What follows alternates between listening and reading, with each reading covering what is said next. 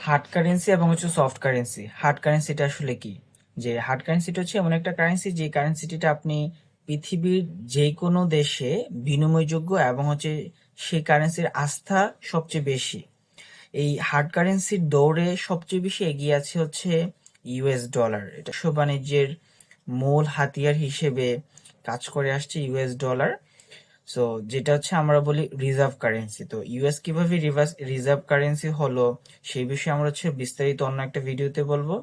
আজকে আসলে hard currency এই যে ইউএস ডলার, এটা বিশ্বের মোট যে বাণিজ্য বা বিশ্বের মোট যে কার্যক্রম সেটার অভ্যন্তরীণ না, মানে ইন্টারন্যাশনাল বা হচ্ছে যে আমি যে অন্য দেশ থেকে প্রোডাক্ট ইম্পোর্ট বা আউটপুট করব, আমদানি রপ্তানি করব, সেই কারেন্সি হিসেবে বিশ্বের 60% দখল করে আছে বর্তমানে হচ্ছে ইউএস ডলার। আর তারপরের যে স্থানটা আছে সেটা হচ্ছে ইউরোপীয় ইউনিয়নের যে ইউরো আমরা বলে থাকি যেটাকে, তো সেই কারেন্সিটা ইউরোপীয় ইউনিয়নের যে অভ্যন্তরীণ তাদের যে বাণিজ্য, সেই বাণিজ্যে তারা খুব বেশি ব্যবহার করে থাকে এবং হচ্ছে পৃথিবীর অনেক দেশও সেটাকে মোটামুটি ভাবে ব্যবহার করছে, যার ফলে সেটা এখন বিশ্বের যে মোট বাণিজ্য সেটার 20% কাভার করছে। তাহলে ইউএস ডলার কারবার করছে আর 60%, আর 20% ইউরো দখল করছে, মোট 80%। আর তারপরে যে স্থানটা আসে সেটা হচ্ছে জাপান। জাপানের যেই কারেন্সি সেটা হচ্ছে বিশ্ব বাণিজ্যের প্রায় 5 থেকে 7% কাভার করছে। তাহলে আরো থাকে প্রায় 14 থেকে 15%। বাকি 14 থেকে 15% পৃথিবীর আরো অনেক কারেন্সি কাজ করছে। এখন হার্ড কারেন্সি হিসেবে বর্তমান যে ইরান ইসরায়েলের যুদ্ধের ফলে এবং বর্তমান যে তেল সংকট বা ইউএস ডলারের প্রতি কিছুটা হলেও আস্থা কমা, ইউএস যে ডিডলারাইজেশনের যেই প্রক্রিয়া ব্রিক্স কর্তৃক বা হচ্ছে অন্যান্য সংস্থাগুলো কর্তৃক, এবং হচ্ছে আমরা আমরা যেই কারেন্সিগুলো দেখি সেই কারেন্সিগুলোর প্রতি বিশ্বের যে বড় চলমান যে কারেন্সি সেগুলোর প্রতি বিশ্বের মানুষের আস্থা কিছুটা কমে আসার ফলে বর্তমান যে পরিস্থিতি, যুদ্ধ পরিস্থিতি এবং অর্থনৈতিক পরিস্থিতি বিবেচনা করে অর্থনৈতিক বিশ্লেষক যারা আছেন তাদের মতে চীনের ইউয়ান সেটা হচ্ছে কয়েক বছরের মধ্যে হার্ড কারেন্সিতে রূপান্তর নিতে পারে।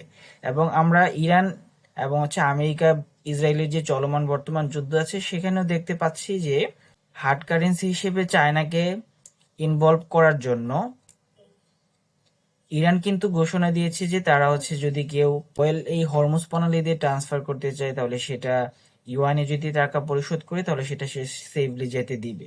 তো আমেরিকা এটা আসলে কখনোই চাইবে না। তো যুদ্ধকে নিয়ে তো অন্য একটা মানে যুদ্ধ নিয়ে আলাদা ভিডিও করব। আর এখানে হচ্ছে আপনার এই যে ইউয়ান এবং হচ্ছে ডলারের যে বর্তমান যেই কনফ্লিক্ট বা যুদ্ধ, এই যুদ্ধটা আসলে বর্তমানে ডলার এবং ইউয়ানেই চলছে। দ্বিতীয়ত হচ্ছে সফট কারেন্সি। সফট কারেন্সিটা আসলে কি? সফট কারেন্সিটা হচ্ছে এমন একটা কারেন্সি বা হচ্ছে বিনিময় মাধ্যম যেটার মাধ্যমে আন্তর্জাতিক বাণিজ্য করা যায় না বললেই চলে। অভ্যন্তরীণ যেই একটি দেশের অভ্যন্তরীণ যে কার্যক্রমগুলো আছে সেগুলো কাজ করা যায়। যেমন আপনি টাকার কথাই ধরুন না কেন, টাকা দিয়ে আপনি বাংলাদেশে যে কোনো প্রোডাক্ট কিনতে পারবেন, বিক্রি করতে পারবেন। বাট আপনি যখন ইন্ডিয়ায় যাবেন তখন কিন্তু আপনি টাকা দিয়ে কোনো কাজ করতে পারবেন না। আবার আদার হ্যান্ডে ইন্ডিয়া যখন কোনো একটা পণ্য বা সেবা তাদের দেশে কাজ করবে বা ক্রয় করবে, বিক্রি করবে, তখন তাদের দেশে রুপির মাধ্যমে করতে পারবে।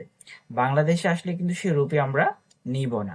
তো এগুলোকে বলা হচ্ছে সফট কারেন্সি, যে কারেন্সি গুলো একটা দেশের অভ্যন্তরীণ ভিতরেই থাকে এবং তাদের অভ্যন্তরীণ কাজ করার জন্য ব্যবহৃত হয়, আন্তর্জাতিক মুদ্রা বা হচ্ছে আন্তর্জাতিক গ্রহণযোগ্যতা থাকে না। তো এই সফট কারেন্সির একটা হচ্ছে অন্যতম হচ্ছে চীন। আমি একটু আগে যেটা বললাম হার্ড কারেন্সিতে তারা রূপান্তরিত হতে যাচ্ছে বা হওয়ার সম্ভাবনা একটা আছে বর্তমান পরিস্থিতি অনুযায়ী। তো বিশ্বের জিওপলিটিক্স, অর্থনীতি এবং যেই স- বিশ্ব রাজনীতি, এগুলো খুব মিনিটে মিনিটে বা প্রতিদিনই চেঞ্জ হতে থাকে। আর আমি হচ্ছে মূলত বিশ্ব জিওপলিটিক্স, বিশ্ব অর্থনীতি, বিশ্ব রাজনীতি নিয়ে আলোচনা করি। আমার মূল ফোকাসটা থাকে অর্থনীতির সাথে অন্য বিষয়গুলোকে রিলেটেড করার চেষ্টা করি। যদি আমার ভিডিও ভালো লেগে থাকে তাহলে অবশ্যই ফলো দিয়ে শেয়ার করবেন। আপনার পরিচিত অন্যজনকে দেখার সুযোগ করে দিবেন, আর ইউটিউব থেকে দেখলে অবশ্যই সাবস্ক্রাইব করবেন। ধন্যবাদ। আপনাদের পর্যাপ্ত যদি সাড়া পায় এবং যদি অর্থনীতির সাথে সম্পর্কিত বা এই জিওপলিটিক্স এগুলোর সাথে সম্পর্কিত কোনো বিষয় জানতে চান, তাহলে আমাকে অবশ্যই কমেন্টে জানান। ধন্যবাদ সকলকে।